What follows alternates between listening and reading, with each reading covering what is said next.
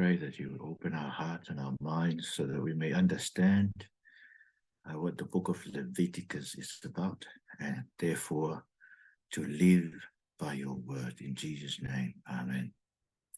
So I want to welcome you to week 5. This is week 5 of our study of the Pentateuch, and we've come now to the book of Leviticus. And the theme of the book of Leviticus is that I am holy, said the Lord, so you must be holy. The emphasis, of course, is on holiness. So let's start with the name of the book. The Hebrew name of this book is "and he called." That's just the first Hebrew word in the book. And he called, that is, the Lord called to Moses. The name Leviticus follows the Greek translation of the Hebrew Bible known as the Septuagint. I think we've mentioned a few times as we studied. The Hebrew Bible is divided in accordance to 3 main sections: the law, the prophets, and the writings. Whereas the Septuagint division, which Atonement Bible follows in the English Bibles, they follow the story. They're divided according to the flow of the story from Genesis to Malachi. But anyway, the book is called "And He Called," and it's very important for the content of the book. Since now that the tabernacle, the dwelling place of God, tent of meeting, is now completed and established in the midst of Israel, and the glory of the Lord is present in the midst of his people, we're told in Exodus 40, after they've done the tent of meeting, the cloud covered the tent of meeting, the glory of the Lord filled the tabernacle. Even Moses wasn't able to enter the tent of meeting because the cloud rested on it and the glory of the Lord was on it. So therefore, because the Lord now lives with his people, purification rituals are required in order for the holy God to continue to dwell with his sinful people and not to destroy them. So this is very important. This is the main reason why, in this book, a lot of emphasis falls on sacrifices and purification rituals and things to do with God's people and, the way they live. So this is very, very important for all of us. So the Lord called Moses in order to ordain Aaron and his sons and the descendants of Levi to be the priests in order to carry out the purification of his people. And the emphasis is on the purification rites, the command and the commands about how to live morally, because that's how you can show that you have been purified. There are special days and seasons of the year, and the year of this Jubilee is also included, which we will say something about a little later. All these commands are given to the Israelites while they're camping at the foot of the Mount Sinai for the first year of their wilderness journey. Now, the purpose of the book of Leviticus is that now that the Lord has set apart Israel as his special possession from all the nations of the world, remember, he said in Exodus 4 verses, Exodus 19, verses 4 to 6, where he says that he wants to make them, Israel, his special possession from out of all the peoples, the whole world. They become to him a kingdom of priests and a holy nation. So because Israel is to be God's holy nation, his special possession, the Lord must dwell in their midst and journey with them.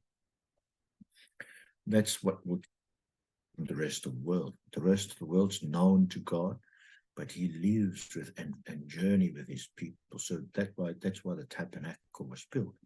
So the purpose of Leviticus is to show the Israelites how to live with Yahweh, who dwells in their midst, and to journey with them. The main theme, as I mentioned before, is holiness. So holiness is mentioned in a few places throughout the book. Leviticus in chapter 11, verse 44, 45. Consecrate yourselves and be holy, because I'm holy. Do not defile yourselves by any swarming creature that crawls on the ground, I am the Lord. See, I am the Lord your God, and so you must be holy. I am the Lord who brought you up from the land of Egypt to be your God, so you must be holy because I am holy. Of course, when you get to 19:2, speak to the entire Israelite community and tell them, be holy because I, the Lord your God, I am holy. And then again in chapter 20, verse 7, consecrate yourselves and be holy, for I am the Lord your God. And then again in chapter 20, verse 26, and chapter 21, verse 8. Chapter 21, verse 8, you are to consider him holy, since he presents the food of your God.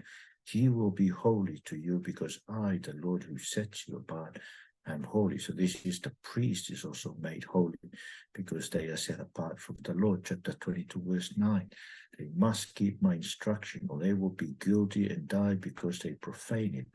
I am the Lord who sets them apart. The idea of being set apart, it's the same. That's being holy. It means being set apart from the Lord. So the term holiness appears in Leviticus more than any other book of the Bible.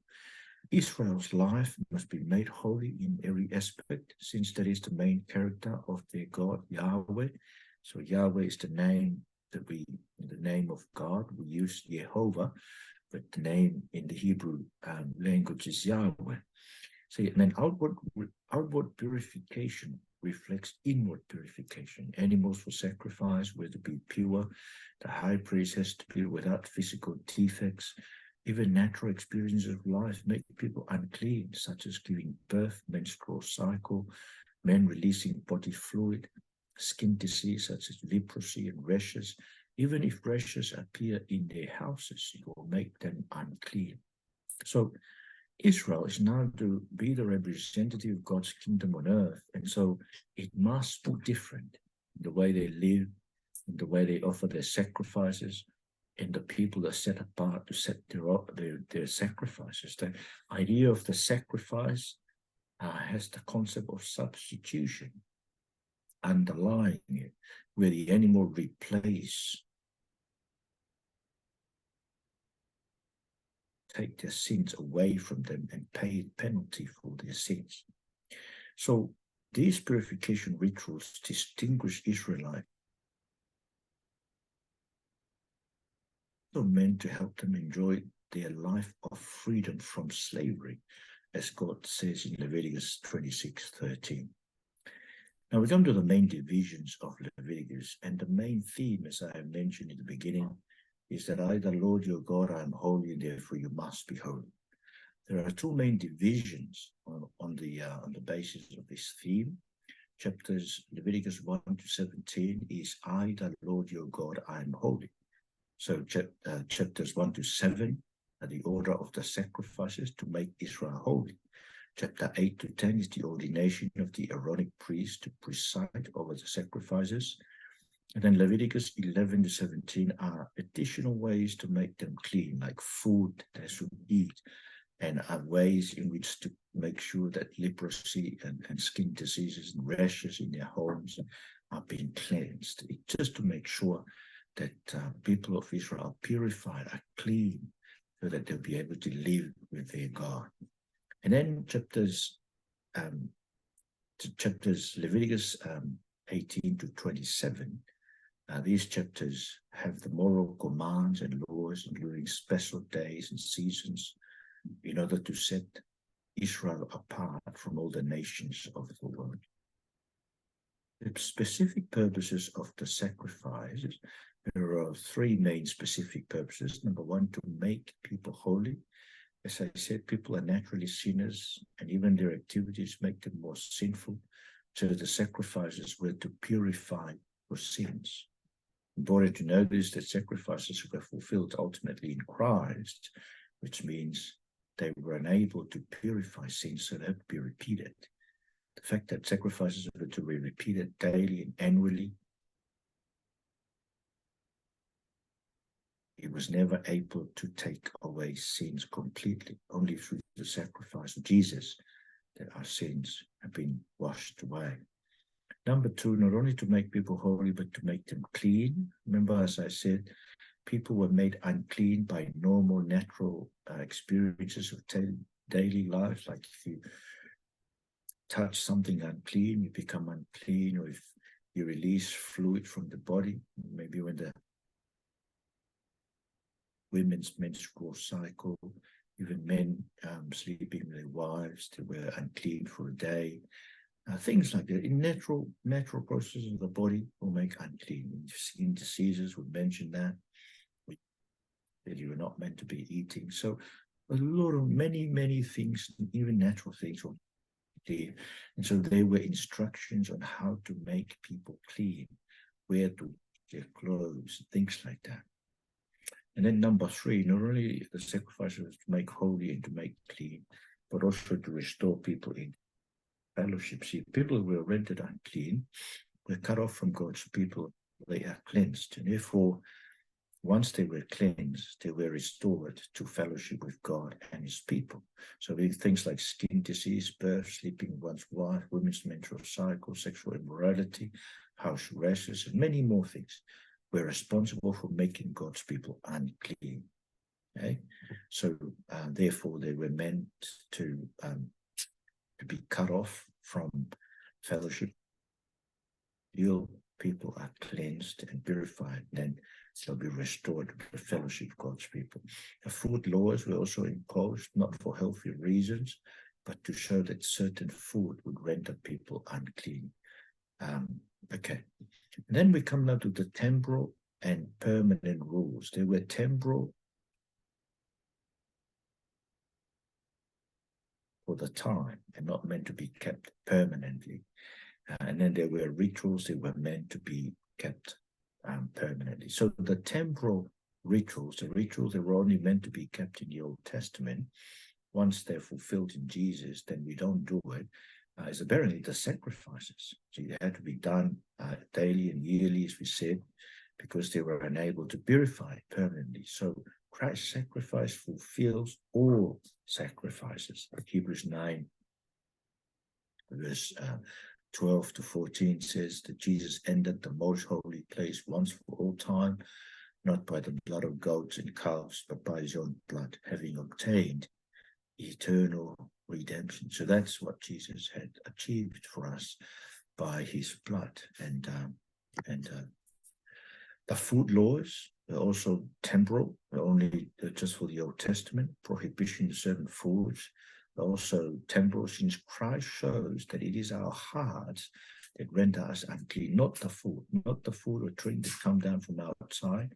They don't make us clean, but from our hearts. Mark chapter 7, verse 20 to 23, Mark, and he said, what comes out of a person is what defiles him. Then we are told in verse 19 of Mark 7 that having said this, he renders all the food clean. And I think when you get to Paul and the apostles, yes, they realize that Jesus has said that every food is clean. The priesthood, the Levitical Aaronic priesthood, because they were prevented by death. So Jesus, who lives forever, is our high priest, because he's able to continue on to be a priest forever, interceding for us to be saved. So those are the 3 things that were meant to be temporal, only be kept in the Old Testament. Once Jesus now has come and fulfilled sacrifices, the food laws, the priesthood, and then we no longer need any of those things. So even in the early church council of Jerusalem in Acts 15, they affirmed the permanency of moral demands by expecting that the Gentile believers are to observe certain moral prohibitions, including abstaining from food offered to idol, sexual immorality, eating meat with their blood. So these are following commands which you'll find in Leviticus 3, Leviticus 7, Leviticus 17. Anyway, it's just the moral commands from Leviticus meant to continue on in the church. So which means that moral commands are permanent. So, but also the moral demands for sexual purity is also permanent. This includes abstaining from adultery, sexual immorality. I think we'll touch on that, but would also look at it, and also homosexuality.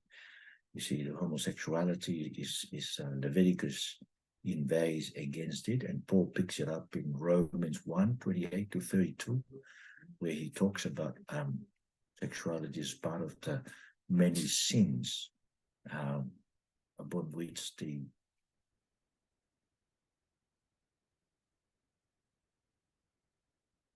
not only the temporal things include the shadows and the reality, but we see from the fulfillment of Christ that the purification rituals were only shadows of Christ, which is the reality. They didn't have the same kind of substance. For example, we've said the sacrifices were done daily and annually because they could not purify sins, but Christ's sacrifice, in comparison, is once for all time and secures purification for our sins for all eternity. Now we come to the flow of Leviticus, the flow of the argument of Leviticus. Now the seriousness of being purified in order to be in fellowship shown by a sample of chapters. In chapter 8, Moses ordains Aaron, his sons, and Levitical priests to carry out the priestly responsibility of representing the people to God through their sacrifices and God to the people through God's moral demands. When we get to chapter 14, we're told that even those who have been purified from physical uncleanness will have to be confirmed by the priest offering sacrifices on their behalf. So it is the priest who are to confirm that someone is now to be restored to the fellowship because they are clean or they have been purified. And when we get to chapter 20, the emphasis moves from the defilement of just natural defilement to the defilement of worshipping other gods. And God, that such people who defile themselves by worshipping other God must be cut off from their fellowship. So Leviticus shows that fellowship with God, God's people are to be purified continuously. So here we find a basis for understanding Jesus' cry of dereliction from the cross.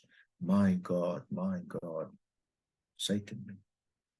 Sinners like us deserves to be forsaken forever from God's fellowship. But God has forsaken God the Son, so that we may be forgiven and be included in their fellowship. Now, some lessons learned from rituals. Number one, there are clean and unclean people. The purification rituals make people clean. The clean and the unclean cannot have fellowship, and even would have to be to have their spirit cut off from God's presence if they are not cleansed.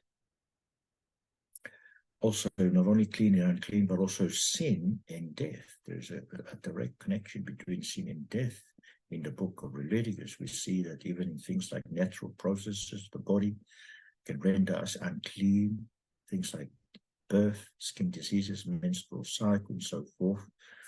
So purification from sin is needed to be able to continue in fellowship with God. And then, of course, the blood of sacrifices. The Lord gave Israel the blood for the atonement for sins, because he said in Leviticus 17:11 that the blood is the life, so it can atone for sin. So that's why through the blood of Jesus we are purified, since it is the blood of the unblemished Lamb of God. Now, some of the things that are specifically addressed in the book of Leviticus includes the Day of Atonement in Leviticus 16. The Day of the Atonement in Leviticus is called the Sabbath of the Sabbaths. It's celebrated on the 10th day of the 7th month. The 7th month is a very important month in Israel's calendar. The first day of the month, the 7th month, is the New Moon Festival, where they remembered how the Lord set them free from Egypt. The 15th day is the festival of the Ingathering, where they They remembered how God looked after them in the wilderness. 10th of the 7th month is the Sabbath of the Sabbaths. That's the Day of the Atonement. The only day on which can enter the most holy place with a sacrifice to offer atonement for sins. The high priest must offer a cattle for his own sins before he offers the atonement. For the atonement of Israel, 2 goats, not lambs, but goats, were offered. The first one was the scapegoat, upon which all the sins of Israel were confessed. So the priest would put his hand over the head of the scapegoat and confess the sins of Israel. And then it was taken into the wilderness to be and set and let go in the wilderness so that it might be destroyed in the wilderness, taking the sins away, Israel far away from them. The other goat was the goat for atonement. It was burned on the altar in the tabernacle court, set aside for the high priest to take into the most holy place to sprinkle on the top of the Ark of the Covenant for the atonement of Israel. So after the high priest would sprinkle the blood on top of the Ark of the Covenant, the high priest will return from the most holy place and go outside to the people and tell them the message of reconciliation. Now, Christ fulfills both the scapegoat. Remember when John the Baptist saw him in John 1, 29, 36, behold, the Lamb of God, behold, the Lamb of God who takes away the sin of the world. And even the atonement, he fulfills also the code of the atonements because he himself was made sin for us so that in him we can be righteous. The next thing that is specifically addressed in the book of Leviticus is the year of the Jubilee, Leviticus 25. See, every 7th year was a Sabbath year and was meant to give the land rest from its being cultivated. So the land on the 7th year, but God will provide for them from the 6th year so that they will be able to eat this in the 7th year and the 8th year while they cultivate the land again. And then they start eating the produce of the land on the 9th year. Of course, they didn't do this, and that's part of the reason why they were sent into exile, so that the land will have its Sabbath rest. But they counted 7-week years, amounting to 49 years, and the 50th year was the year of the Jubilee. Jesus refers to it as the year of the Lord's favor, in Luke 4:21. It was the year of the cancellation of all debts to give people an opportunity to start again in life without any debts. So that's what's the importance of the year of the Jubilee. It's an opportunity God gave his people to cancel everything, let everyone start again. All your debts in the bank and everything. And of course, the businesses, they refused this idea because up to that, imagine somebody taking a loan on the 49th year. So it was because of sin, these good things that God had ordained for his own people were abused. Really hard to be kept. The next thing that is spoken against in Leviticus is the idea of the Goel, or the kinsman redeemer. Goel is the Hebrew word.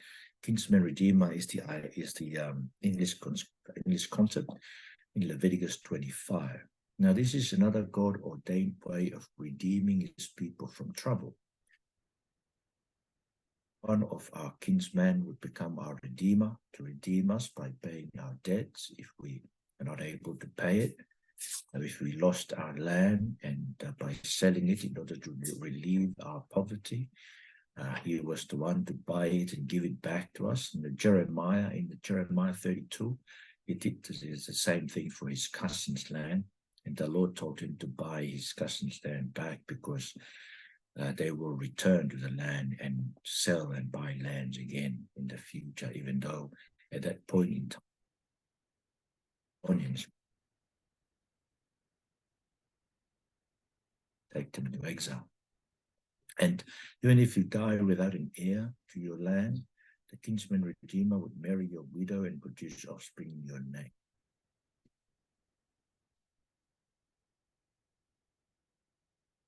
Laban, Marlon in the land. So the Goel, the kinsman redeemer, was another way in which God would help relieve his people from. Yes, as Christians, we should not be people who are in debt. Okay? You should try and pay all our debts and be out of debt, stay out of debt. And the next thing that is addressed specifically in the book is, of course, homosexuality.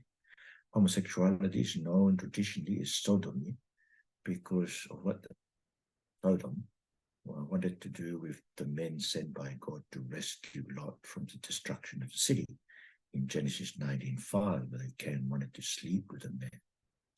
Leviticus holds the clearest teaching against homosexuality in the Bible, and is taken up in other parts of the scripture. For example, Romans 1:26-28, where Paul is talking about how the men has forsaken the desire for women, to replace it with desire for they say the women exchanging natural sexual relations for unnatural ones. So also the men doing the same thing, exchanging the left in natural relations with women and inflamed in their lust for one another.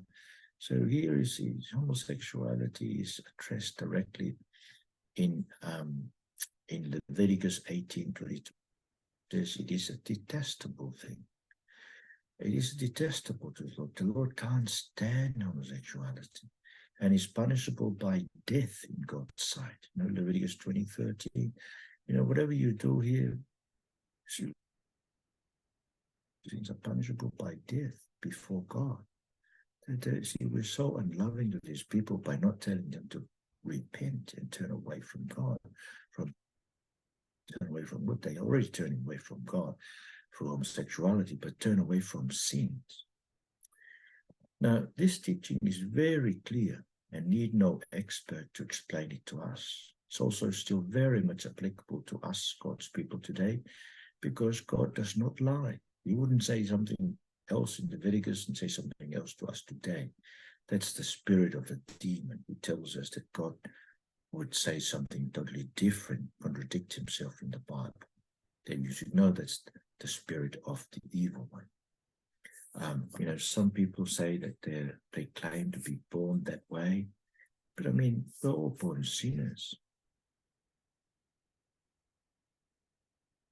Go to us, be like that.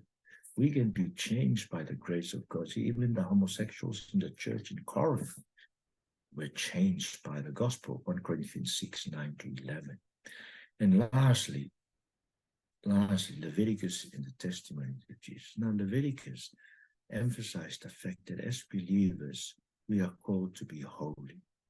Since God, this is 1 Peter 1:14-15, since God who called us is holy, we must be holy in all our conduct and no longer be conformed to the desires of our former ignorance.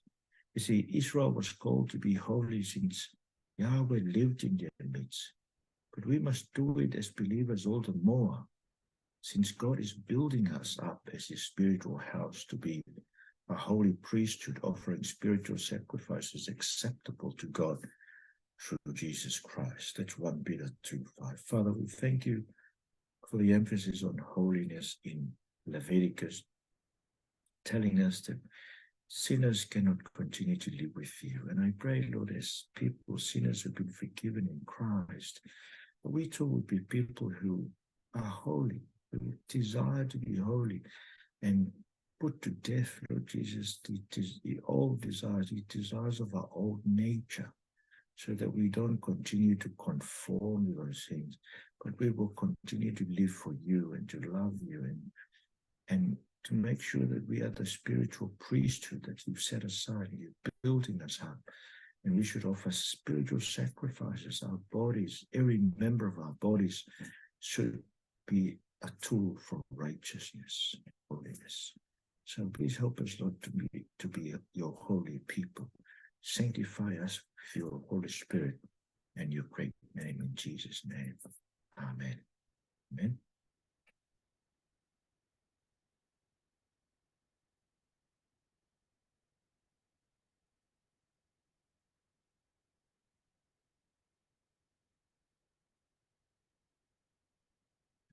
the question. There are questions, and I hope you were able to answer those questions as you listened in to our lecture.